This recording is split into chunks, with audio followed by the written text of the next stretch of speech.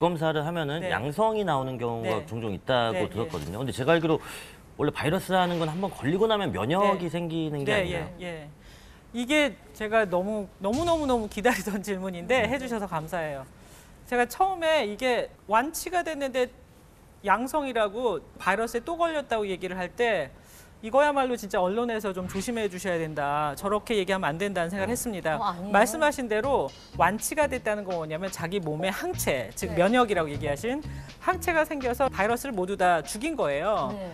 어디에 주목할 필요가 있냐면 우리의 그 진단법에 주목할 필요가 있는데 매우 훌륭하게 초기부터 다 진단할 수 있는 아주 장점이 있는 반면에 RNA만 있으면 무조건 항체가 다 생겨서 몽땅 다 이제 죽여서 클리어를 했는데 RNA 죽은 조각이 남아 있어도 이 진단법은 그거를 발견해내는 거죠. 죽은 바이러스요? 예, 그거를 진단을 해낸 겁니다. 아주 민감하게.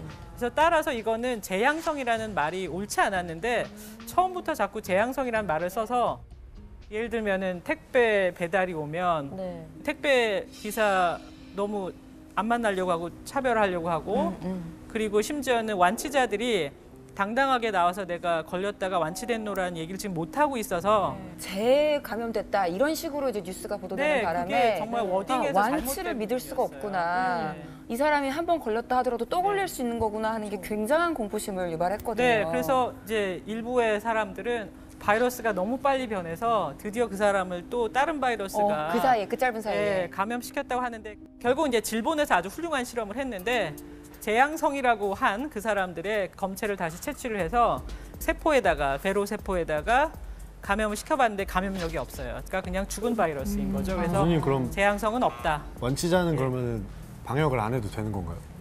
완치자는 그분은 사실은 안전하세요. 완치자의 혈액을 주입하면은 거의 죽어가던 환자도 좀 살아나는 장면이 나오거든요. 이게 현실에서도 가능한 건가요? 가능합니다. 그게 아마 가장 확실한 치료제일 수 있습니다. 진짜요? 왜냐하면 우리 몸의 혈장이라 그러면 이제 피에서 맑은 부분이거든요. 네. 그 안에 뭐가 들어가 있냐면 영어로 엔티바디, 항체가 들어가 있습니다. 네네. 근데 이 항체들이 하는 게 뭐냐면 박테리아나 바이러스나 아니면 곰팡이 이런 것들이 외부의 물질이 침입하면 우리 몸에서 면역 반응을 일으켜서 일종의 그 무기를 만듭니다. 그 무기를 만들어 가지고 그 딱 이제 이 외부에서 들어온 물질에 맞춰 가지고 이 총 쏘듯이 들러붙게 이렇게 거의 뭐 이렇게 총 쏘는 거 비슷한 총알 같은 겁니다. 가라고. 예. 그래서 달라붙어서 그걸 다가 죽이는 겁니다. 그런데 우리 혈장에는 그런 항체들이 다양하게 많이 들어와 있습니다.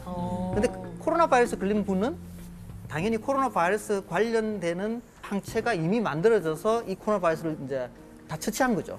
그러니까 그분이 갖고 있는 혈장의 항체를 뽑아서 아픈 사람한테 넣으면 당연히 그대로 이제 코로나 바이러스 공격하게 됩니다. 뭐 제일 확실한 방법이죠. 그러면 치료제는. 지금 우리나라에 완치된 분들이 꽤 있으시잖아요. 그럼 그분들한테 헌혈을 해서 혈액을 좀 받아서 좀 코로나 바이러스 걸리신 분들한테 좀 사용을 하면 안 되는 건가요? 이상적으로는 너무나 좋은 치료법이고 서로 도우는 그런 것입니다. 맞습니다.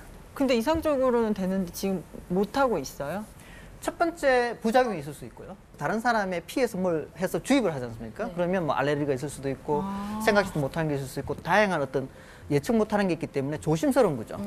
사람이 와서 혈장을 뽑고 거기서 이거를 뭐 어떻게든 처리를 하고 네. 그걸 다시 그하고 이런 과정 자체가 손이 많이 들어가기 때문에 비쌀 수밖에 없죠. 그게 아니라 렘데시비르 같은 거는 그냥 조그만 신약 물질이지 않습니까? 네. 물질 그냥 이렇게 뭐 주사를 놓든지 간단하지 않습니까? 약보다 더 비싸구나. 그다음에 혈증이 많아야 되거든요. 그렇죠. 그러면 완치되신 분들의 혈증을 예를 들면 우리나라에 12,000명 정도 되니까 그분이 다 이제 이렇게 기증을 하셔야 되는 거죠. 오늘 보니까 총 75명 기증을 하셨던 뭐 거예요. 나으신 분들한테서 기증을 받고 있어요. 우리나라 질본에서도 굉장히 열심히 얘기를 하셨고 그래서 11,000명밖에 안 되지만 또 11,000명의 굉장히 그 심한 그 환자들을 치료할 수도 있는 지금 현재는 가장 확실한 네네네. 치료법이기 때문에 늘어났으면 좋겠네요. 네. 저도 되게 궁금한 게 이제 언론이나 매체 뭐 뉴스에서 K 백신에 대한 이야기가 나올 때마다 괜히 저도 약간 좀 기대를 하게 되는 네. 부분이 있는 것 같아요. 이제 네.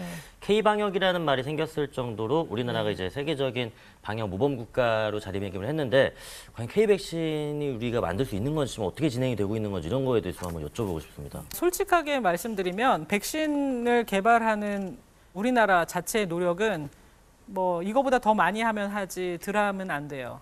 그런데 우리가 제일 먼저 만들 수 있을 거다.